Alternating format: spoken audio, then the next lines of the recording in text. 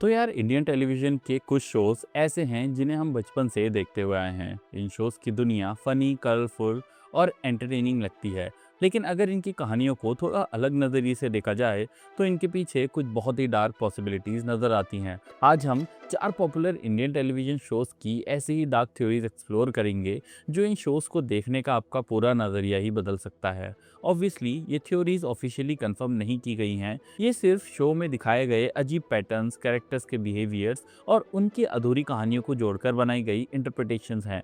लेकिन इनमें से कुछ थ्योरीज इतनी परफेक्टली फिट होती हैं कि एक बार सुनने के बाद आप उन्हें इग्नोर नहीं कर सकते। सबसे पहली थ्योरी है सीआईडी के एसीबी प्रद्युमन से जुड़ी हुई। हमें हमेशा बताया गया है कि एसीबी प्रद्युमन एक एक्सपीरियंस्ड और ईमानदार ऑफिसर हैं जो अपनी टीम को परिवार की तरह मानते हैं। दया और अभिजीत भी उन्हें सिर्फ अपना सीनियर नहीं मानते बल्कि अपना पिता जैसा दर्जा देते हैं। लेकिन क्या हो अगर एसीपी ने जानबूझकर ऐसे ऑफिसर्स को अपनी टीम में रिक्रूट किया हो जो पहले से इमोशनली और साइकोलॉजिकली डैमेज्ड हों। इस थ्योरी का सबसे बड़ा एग्जाम्पल है अभिजीत। सीआईडी ज्वाइन करने से पहले अभिजीत एक पुलिस ऑफिसर था, लेकिन एक इंसिडेंट के बाद उसे मेमोरी लॉस हो गया। वो अपने पास का एक बड़ा हिस्सा भूल चुका था। उसने अपने परिवार, अपनी पुरानी जिंदगी और अपनी असली पहचान के बारे में बहुत कम याद था। शो में उसकी मेमोरी और उसके माइंड को बार बार टारगेट किया गया। कभी उसे हिप्नोटाइज किया गया, कभी उसके खिलाफ झूठे सबूत बनाए गए और कभी उसे ये यकीन दिलाने की कोशिश की गई कि शायद वो खुद किसी क्राइम के लिए रिस्पॉन्सिबल है। एक साइकोलॉजिकली वल्नरेबल इंसान को काउंसलिंग, रेस्ट और रिकवरी की जरूरत होनी चाहिए थी। लेकिन एसीबी प्रद्युमन ने अभिजीत को देश के सबसे खतरनाक मर्डर केसेस के बीच खड़ा कर दिया। अभिजीत को वो स्टेबिलिटी सीआईडी के अंदर मिली जो उसकी पर्सनल लाइफ में मिसिंग थी। धीरे धीरे सीआईडी ही उसका घर, उसका परिवार और उसकी पूरी आइडेंटिटी बन गई। एसीपी ने शायद इसी बात का फायदा उठाया। जिस इंसान को अपना पास्ट याद नहीं हो, वो अपने नए परिवार को बचाने के लिए किसी भी हद तक जा सकता है। दया फिजिकली बहुत स्ट्रांग है, लेकिन इमोशनली वो अपनी टीम, खासकर अभिजीत और एसीपी से बहुत ज़्यादा अटैच्ड है। उसे कई बार गोली लगी है, वो कोमा में गया और ट्रॉमा के बाद उसकी मेमोरी तक चली गई। उसने अपने दोस्तों को किडनैप होते हुए देखा, टॉर्चर होते हुए और मौत के करीब जाते हुए देखा। फिर भी उसे कभी परमानेंटली फील्ड ड्यूटी से नहीं हटाया गया। हर बार हॉस्पिटल से निकलने के कुछ समय बाद वो दोबारा क्रिमिनल के बीच आ जाता है और भागता दिखाई देता है। इसके बाद फ्रेडरिक्स प्रेशर में जल्दी घबरा जाता है और उसकी एंजाइटी को अक्सर कॉमेडी बना दिया जाता है। सीआईडी के दूसरे ऑफिसर्स भी किडनैपिंग, टॉर्चर, फॉल्स एक्यूजेशंस और अपने साथियों की मौत जैसी चीज़ें रिपीटेडली एक्सपीरियंस करते हैं। नॉर्मल पुलिस डिपार्टमेंट में इतनी सीवियर ट्रॉमा के बाद ऑफिसर्स का साइकोलॉजिकल इवैल्यूएशन किया जाता है और उन्हें रिकवरी के लिए समय मिलता है। लेकिन सीआईडी में उनके लिए अगला केस पहले ही इंतजार कर रहा होता है। यहाँ थ्योरी कहती है कि हो सकता है एसीबी को मेंटली हेल्दी ऑफिसर चाहिए ही नहीं थे। उसे ऐसे लोग चाहिए थे जिनका डिपार्टमेंट के बाहर कोई स्टेबल इमोशनल सपोर्ट ना हो। अभिजीत का पास्ट मिसिंग था और दया का सबसे स्ट्रॉन्ग इमोशनल कनेक्शन उसकी टीम के साथ था। ऐसे ऑफिसर्स कभी जॉब छोड़कर नॉर्मल लाइफ चूज करना नहीं चाहेंगे, क्योंकि उनके पास सीआईडी के अलावा जाने के लिए कोई दूसरी जगह होगी ही नहीं। एसीबी खुद भी इमोशनली डैमेज था। उसका बेटा नकुल क्रिमिनल बन गया था और एसीपी को ड्यूटी और अपने बेटे के बीच चुनना पड़ा। अपने ही बेटे को खो देने के बाद शायद एसीपी ने सीआईडी ऑफिसर्स को अपने नए बच्चों की तरह देखना शुरू किया। लेकिन ये एक नॉर्मल फादरली रिलेशनशिप नहीं था। वो उन्हें प्रोटेक्ट भी करता था और बार बार इम्पॉसिबल डेंजर में भी भेजता था। शायद एसीपी अपनी टीम को परिवार इसलिए कहता था ताकि इमोशनली वल्नरेबल ऑफिसर्स उसे सवाल ना करें और हर मिशन को सिर्फ ड्यूटी नहीं बल्कि पर्सनल जिम्मेदारी समझकर पूरा करें। इस थ्योरी के हिसाब से सीआईडी ब्यूरो एक वर्क प्लेस कम और ट्रॉमा बॉन्डिंग पर बना हुआ परिवार ज्यादा था। टीम का हर मेंबर दूसरे को बचाने के लिए जान देने के लिए तैयार था, क्योंकि बाहर की दुनिया में उनका कोई पूरा वजूद ही नहीं बचा था। जहां ये थ्योरी सजेस्ट करती है कि एसीपी ने उनकी कमजोरियों को हील नहीं किया, बल्कि उसने उन्हीं कमजोरियों को लॉयल्टी में बदल दिया। अगली थ्योरी बाबूजी घर पे हैं कि मॉडर्न कॉलोनी से जुड़ी है। थ्योरी के मुताबिक मॉडर्न कॉलोनी असल में कोई नॉर्मल कॉलोनी है ही नहीं। ये एक मेंटल इंस्टीट्यूशन है और शो के सारे मेन कैरेक्टर्स उस इंस्टीट्यूशन के पेशेंट्स हैं। उनका घर, गली, चाय की दुकान और पुलिस स्टेशन असल दुनिया के लोकेशंस नहीं बल्कि शेयर्ड इमेजिनरी रियलिटी का हिस्सा हैं। इस थ्योरी के सबसे ऑब्वियस एग्जांपल हैं सक्सेना जी। सक्सेना को इलेक्ट्रिक शॉक, थप्पड़ और फिजिकल पेन में खुशी मिलती है। वो अजीब चीज़ें खाता है, कभी कोई नया प्रोफेशनल अपना लेता है और हर बार डेंजरस एक्सपीरियंस के बाद आई लाइक इट बोलता है। शो भी उसे ओपनली मेंटली अनस्टेबल और एसेंट्रिक कैरेक्टर के रूप में यूज करता है। लेकिन अगर सक्सेना सच में इंस्टीट्यूशन का पेशेंट है तो पॉसिबल है कि उसके इलेक्ट्रिक शॉक असल में किसी मेडिकल ट्रीटमेंट की उसकी डिस्टॉर्टेड मेमोरी हो। इंस्टीट्यूशन में मिलने वाले ट्रीटमेंट को उसके दिमाग ने एक प्लेजरेबल कॉमेडी रूटीन में बदल दिया ताकि वो अपने फेयर और पेन को प्रोसेस कर सके। वहीं हमने देखा है कि विभूति खुद को बहुत एजुकेटेड और टैलेंटेड मानता है, लेकिन उसके पास स्टेबल जॉब नहीं है। वो हर कुछ दिन में एक नया प्रोफेशन अपना लेता है, कभी डॉक्टर, कभी बाबा, कभी टीचर, कभी एजेंट और कभी आर्टिस्ट बन जाता है। हो सकता है विभूति अपनी आइडेंटिटी और सेल्फ वर्थ से जुड़ी किसी सीरियस प्रॉब्लम का सामना कर रहा हो। वो खुद को अनसक्सेसफुल और डिपेंडेंट एक्सेप्ट नहीं कर पाता, इसीलिए हर नए एपिसोड में उसका दिमाग उसे एक नई आइडेंटिटी दे देता है। इसके बाद तिवारी का पूरा कैरेक्टर कंट्रोल, गुस्से और इनसिक्योरिटी के अराउंड घूमता है। वो अंगूरी के लिए तो पॉजिटिव है ही, लेकिन साथ ही साथ विभूति को अपना दुश्मन भी समझता है और अपने बिजनेस और पैसों को अपनी सुपीरियरिटी का प्रूफ मानता है।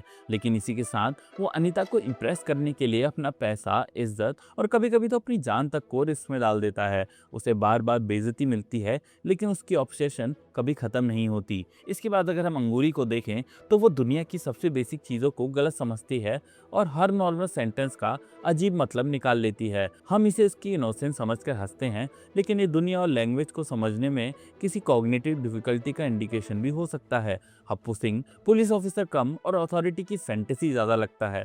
वो ओपनली ब्राइब मांगता है, लोगों को बिना वजह पीटता है और कॉलोनी की वुमेन के साथ फ्लर्ट भी करता है, लेकिन कभी परमानेंटली सस्पेंड नहीं होता। इसके बाद अगर हम देखें तो डॉक्टर गुप्ता पेशेंट्स का प्रॉपर इलाज ही नहीं करते, बल्कि अजीब अजीब टोटके करते हैं। इनफैक्ट कभी तो ब्लैक मैजिक भी यूज करते हैं। टीका, टिल्लू और मल खान हमेशा अनएम्प्लॉयड और भूखे रहते हैं, जैसे उनके पास कॉलोनी के बाहर जाने का कोई रास्ता ही नहीं है। टिल्लू को तिवारी से बार बार अपनी सैलरी मांगनी पड़ती है, लेकिन वो जॉब छोड़कर कहीं और काम करने नहीं जाता, शायद इसलिए क्योंकि कॉलोनी के बाहर उसके लिए कोई दुनिया एग्जिस्ट ही नहीं करती है। सबसे इंपॉर्टेंट बात यह है कि मॉडर्न कॉलोनी में किसी भी कैरेक्टर का बिहेवियर परमानेंटली इंप्रूव नहीं होता।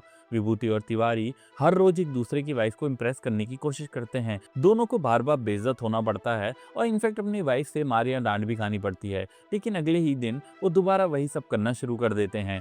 शायद ये अलग अलग दिन और इंसिडेंट नहीं, बल्कि उनके रिपीटेटिव डिल्यूजन्स हैं। हर पेशेंट्स अपनी एक ऑब्सेशन को नए रूप में बार बार जी रहा है। एक और डार्क पॉसिबिलिटी ये भी है कि अनीता और अंगूरी उनकी वाइफ्स ना होकर नर्सेस या केयर गिवर्स हैं, जिन्हें विभूति और तिवारी ने अपने डिल्यूजन में रोमांटिक पार्टनर्स बना दिया है। इसीलिए दोनों वुमेन उनके बिजायर बिहेवियर को टॉलरेट करती हैं, उन्हें कंट्रोल करती हैं और ज़रूरत पड़ने पर डांट कर नॉर्मल बिहेवियर करने के लिए भी मजबूर करती हैं। मॉडर्न कॉलोनी के कैरेक्टर्स एक दूसरे के डिल्यूजन्स का हिस्सा बन चुके हैं। सक्सेना को पेन चाहिए, विभूति को हर बार एक नई आइडेंटिटी चाहिए, तिवारी को कंट्रोल चाहिए और हप्पू सिंह को चाहिए अथॉरिटी। ये एक कॉमेडी शो नहीं, बल्कि कुछ ब्रोकन माइंड्स की बनाई हुई दुनिया हो सकती है, जहां हर कैरेक्टर रियलिटी से बचने के लिए अपना एक परमानेंट रोल प्ले कर रहा है। इसके बाद हम अपनी तीसरी थ्योरी की तरफ चलेंगे, जो है शक्तिमान को लेकर। इस थ्योरी के मुताबिक शक्तिमान असल दुनिया में एग्जिस्ट ही नहीं करता, वो सिर्फ गंगाधर के माइंड की एक क्रिएशन है। गंगाधर एक फिजिकली वीक, सोशली ऑकवर्ड और लोनली इंसान है, जो अपने डिप्रेशन, इनसिक्योरिटी और हेल्पलेसनेस से कोप करने के लिए खुद को शक्तिमान इमेजिन करता है। गंगाधर को लोग सीरियसली नहीं लेते, उसका अपीयरेंस फनी है, वो नर्वस रहता है और गीता विश्वास के सामने कॉन्फिडेंट नहीं हो पाता। वो जिस ऑफिस में काम करता है वहाँ भी अक्सर लोग उसका मजाक ही बनाते हैं। इसके बिल्कुल opposite Shaktimaan powerful, intelligent, fearless और रिस्पेक्टेड है। जहाँ गंगाधर को लोग देखकर हंसते हैं, वहीं शक्तिमान को पूरा देश देखकर उम्मीद महसूस करता है। जहाँ गंगाधर गीता से प्रॉपरली अपनी फीलिंग शेयर नहीं कर पाता, वहीं गीता शक्तिमान को एडमायर करती है। ये सिर्फ कोइंसिडेंस नहीं, बल्कि गंगाधर की परफेक्ट विश फुलफिलमेंट हो सकती है। गंगाधर एक न्यूज़पेपर में फोटोग्राफर हैं, इसीलिए उसे क्राइम्स, एक्सीडेंट और इंजस्टिस की खबरें मिलती रहती हैं, लेकिन वो खुद इतना पावरफुल नहीं है कि किसी को बचा सके। जब भी कोई ट्रेजेडी होती है, उसका दिमाग एक फैंटेसी क्रिएट करता है, जिसमें वो शक्तिमान बनकर टाइम पर पहुंचता है और सबको बचा लेता है। असल जिंदगी में शायद विक्टिम्स बचते ही नहीं। गंगाधर का माइंड गिल्ट और हेल्पलेसनेस से बचने के लिए एक अल्टरनेट एंडिंग बना लेता है। इस इमेजिन एंडिंग में वो वीक फोटोग्राफर नहीं, बल्कि दुनिया का सबसे पावरफुल प्रोटेक्टर होता है। वो हमेशा सही वक्त पर पहुंचता है, विलन को हराता है और सब लोग उसे थैंक यू बोलते हैं। इसके बाद तमराज किल्विस भी कोई असली डीमन नहीं है, बल्कि गंगाधर की डिप्रेशन और नेगेटिव थॉट्स का फिजिकल फॉर्म हो सकता है। किल्विश बार बार कहता है कि अंधेरा कायम रहे। ये गंगाधर के माइंड के अंदर चलने वाली होपलेस वॉइस हो सकती है, जो उसे यकीन दिलाती है कि दुनिया में सिर्फ डार्कनेस है और कुछ नहीं बदल सकता। शक्तिमान उसके माइंड की दूसरी वॉइस है, जो कहती है कि सच्चाई और अच्छाई भी जिंदा है। आपने नोटिस किया हो तो किल्विश को कभी परमानेंटली डिफीट किया ही नहीं जा सकता, क्योंकि डिप्रेशन को भी एक फाइट जीतकर हमेशा के लिए खत्म नहीं किया जा सकता। गंगाधर जब भी कुछ समय के लिए होपफुल होता है, शक्तिमान किल्विश को हरा देता है, लेकिन जैसे ही उसकी लोनलीनेस और होपलेसनेस वापस आती है, किल्विश भी किसी न किसी नई प्लान के साथ लौट आता है। जब गंगाधर गायब होता है और शक्तिमान आता है, तब हो सकता है गंगाधर वो किसी कोने में बेहोश या अकेला पड़ा होता है, जब उसके माइंड में शक्तिमान विलन से लड़ रहा होता है। शक्तिमान की पावर्स की कोई लिमिट नहीं है, क्योंकि इमेजिनेशन की भी कोई लिमिट नहीं होती। वो उड़ सकता है, आग और हवा कंट्रोल कर सकता है, लोगों के माइंड पढ़ सकता है और लगभग हर प्रॉब्लम सॉल्व कर सकता है। ये वो सब कुछ है जो एक वीक और हेल्पलेस गंगाधर अपनी लाइफ में कभी नहीं कर सकता। इसीलिए ये थ्योरी ये कहती है कि शक्तिमान किसी सुपर हीरो की कहानी नहीं, बल्कि एक डिप्रेस्ड इंसान के दिमाग का प्रोटेक्टिव मैकेनिज्म हो सकता है, एक ऐसी फैंटेसी जिसने गंगाधर को जीने की वजह दी है। लेकिन अगर किसी दिन गंगाधर ने एक्सेप्ट कर लिया कि शक्तिमान रियल नहीं है, तो वो उसे उन सारे लोगों की मौत, अपनी कमजोरी और अपनी लोनलीनेस का सामना एक साथ करना पड़ेगा। इसीलिए उसका शक्तिमान के लिए एग्जिस्ट करना दुनिया से ज्यादा जरूरी है। इसके बाद हम चलते हैं अपनी आखिरी और शायद सबसे इंटरेस्टिंग थ्योरी पर, जो है तारक मेहता का उल्टा चश्मा की गोकुलधाम सोसाइटी से जुड़ी हुई। थ्योरी के मुताबिक गोकुलधाम सोसाइटी एक नॉर्मल हाउसिंग सोसाइटी नहीं है, बल्कि एक ऐसी जगह है जो टाइम लूप में फंसी हुई है। यानी सोसाइटी में समय आगे बढ़ता हुआ दिखाई तो देता है, लेकिन असर में किसी भी कैरेक्टर की जिंदगी परमानेंटली आगे बढ़ती ही नहीं। शो 2008 में शुरू हुआ था, तब टप्पू सेना स्कूल में पढ़ती थी। बाद में उन्हें कॉलेज भेज दिया गया, लेकिन कॉलेज ज्वाइन करने के कुछ साल बाद भी उनकी पढ़ाई खत्म ही नहीं हुई। ना उनका कोई प्रॉपर करियर बना, ना किसी से शादी हुई और ना ही उनकी एडल्ट लाइफ के बारे में कोई डिस्कशन होता है। हर साल दिवाली, होली, गणेश चतुर्थी, नवरात्रि और न्यू ईयर आता है। कैरेक्टर हर फेस्टिवल को नए साल की तरह सेलिब्रेट भी करते हैं, लेकिन फेस्टिवल खत्म होते ही उनकी जिंदगी दोबारा उसी जगह पहुंच जाती है। इस टाइम लूप का सबसे बड़ा शिकार शायद पोपटलाल है। पोपटलाल की शादी होने की पॉसिबिलिटी बार बार बनती है, उसे कोई लड़की मिलती है, बात शादी तक पहुंचती है और उसे लगता है कि इस बार तो जिंदगी सच में बदल जाएगी। लेकिन बिल्कुल आखिरी वक्त पर कोई मिसअंडरस्टैंडिंग या कोइंसिडेंस पूरी बात खत्म कर देता है। अगर पोपटलाल की शादी हो गई तो उसकी जिंदगी परमानेंटली चेंज हो जाएगी, लेकिन गोकुलधाम का टाइम लूप किसी भी बड़े बदलाव को होने ही नहीं देता। इसीलिए हर बार सर्कमस्टेंसेस कुछ इस तरह बदलते हैं कि पोपटलाल दोबारा वहीं अकेला रिपोर्टर बन के रह जाता है जहां से कहानी शुरू हुई थी। जेठालाल की जिंदगी में भी यही पैटर्न है। उसके बिजनेस में प्रॉब्लम आती है, उसे बहुत बड़ा फाइनेंशियल लॉस होने वाला होता है, लेकिन एंड में सब कुछ ठीक हो जाता है। अय्यर और बबीता के रिलेशनशिप में कोई परमानेंट चेंज नहीं आता। भिड़े हमेशा सोसाइटी का सेक्रेटरी और ट्यूशन टीचर रहता है। माधवी का अचार पापड़ का बिजनेस है, लेकिन इतने सालों से उसमें भी कोई चेंज नहीं आया है।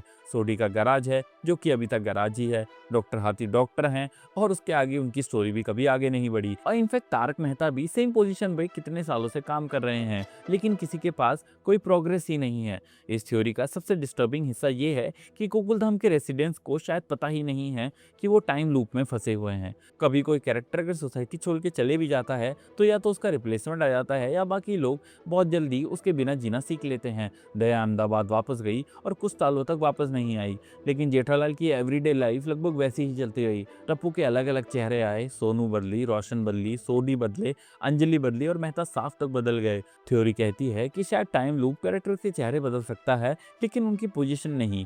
इस दुनिया को टप्पू, सोनू, मेहता या सोडी का एक स्पेसिफिक चेहरा नहीं चाहिए। उसे सिर्फ उन कैरेक्टर्स का रोल फिल करने के लिए एक इंसान चाहिए, ताकि लूप चलता रहे। इसी वजह से हर सीरियस प्रॉब्लम के बाद गोकुलधाम के कंपाउंड में सबको जमा करके एक मॉरल स्पीच दी जाती है।